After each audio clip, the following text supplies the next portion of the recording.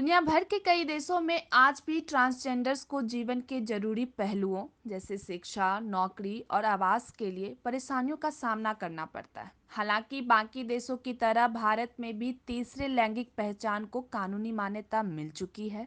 लेकिन आज भी समाज में कई लोग ऐसे हैं जो हमारे बीच रह रहे ट्रांसजेंडर्स के इन अधिकारों को दरकिनार कर उनके साथ भेदभाव करते हैं।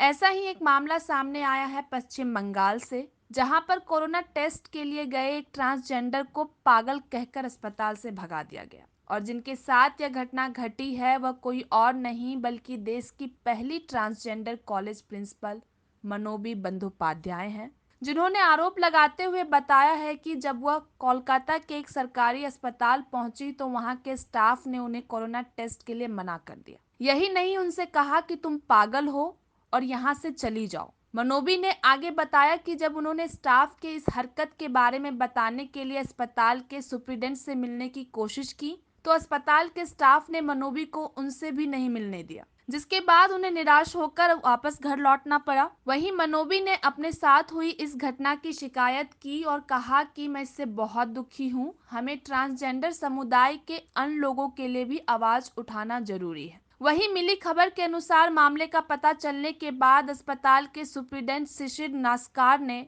अपनी सफाई में कहा कि उनके पास इस तरह की कोई भी औपचारिक शिकायत नहीं आई है, बल्कि उन्होंने यह बात सोशल मीडिया के जरिए पता चली है। उन्होंने कहा कि अगर ऐसा कुछ हुआ भी है तो उन्हें इस बात की शिकायत करनी चाहिए। साथ सुप्रीडेंट ने कहा कि अस्पताल ट्रांसजेंडर्स को लेकर काफी संवेदनशील है। यहाँ ट्रांसजेंडर समुदाय के लोगों के लिए 2 बेड रिजर्व हैं। अगर अस्पताल में स्टाफ ने ऐसी ओछी हरकत की है तो मैं इसके खिलाफ कार्रवाई करूंगा। बता दें कि भारत सरकार की ओर से 2019 में पारित ट्रांसजेंडर व्यक्ति विधेयक के अनुसार इस समुदाय को रोजगार, शिक्षा, आवास, स्वास्थ्य सेवा और अन्य सुविधाएं दी गई हैं, जिसके बावजूद भी आए दिन इन्हें लेकर इस तरह की कोई ना कोई घटना सुनने को मिलती रहती है।